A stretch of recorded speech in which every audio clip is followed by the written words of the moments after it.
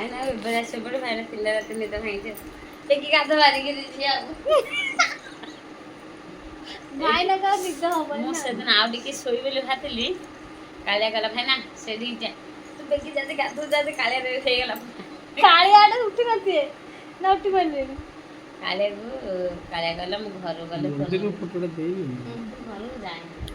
ତାଙ୍କର ଯେ map search ଚାଲିଛି କୁଆଡେ ଯିବ ଏପଟେ ଆମର ପ୍ରୋଗ୍ରାମ ଚାଲିଛି। ଗାଧେଇ ସାରିଲେ କହିବେନି ଗାଧେଇ ସାରିଲେ ଖାଇ ଫୋନ କରିସାରିଲାନି ଗାଧେଇ ସାରିଲେ କହିବେନି ସେ ଗାଧେଇଲେ କହୁଛି ଭାଇନା ତା ନାଙ୍ଗଡ଼ ନାଗି ଯାଇଛନ୍ତି କୁଆଡେ ଯିବ ବୋଲି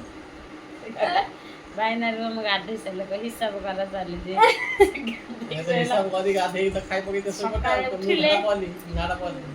ସକାଳୁ ଉଠିଲେ ଖାତେ ସାତେ ଗାଧେଇକି ଆଇଅ ଖାତେ ସାତେ ନା ମୋବାଇଲ ଚାର୍ଜ କରିଦେବ ମୁଁ 7 ଦିନ ଯେ ତାକୁ ଦେଖିଛି ଚାର୍ଜରେ ବସେଇ କୋଉଠି ପିନ୍ କେଞ୍ଚି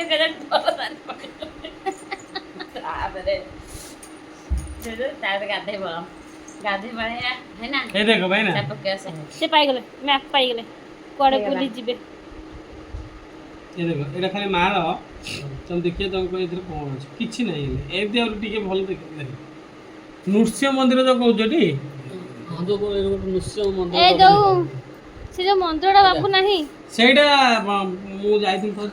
ଏଇଟା କୋଉ ମନ୍ଦିର ଓଳା ଶୁଣିବା ଏଇଟା ଓଳା ଶୁଣି ଗୁମ୍ଫା ଅଛି ଗୁମ୍ଫା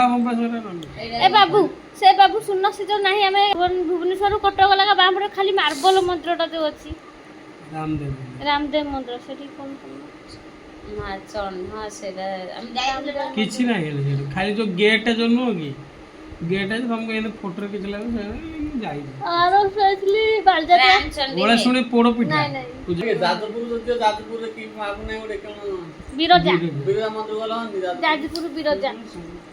ତାହେଲେ କାଲିକି ବିରଜା ଯିବ ଏବେ ତ ଯାଜପୁର ସେଟା ଦେଖିଲ ଓଳା ନାଇଁ ଇଏ ଅଲଗା ରହୁଛି ସିଏ ଅଲଗା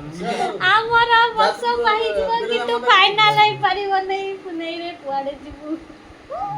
ରାତି ପାଇছে ହବନି ସୀତା ମାଇକି ଅଣ୍ଡରେ ଜଣା 30 କିଲୋମିଟର ସେ ବନବାସରେ ସୀତା ରହିବ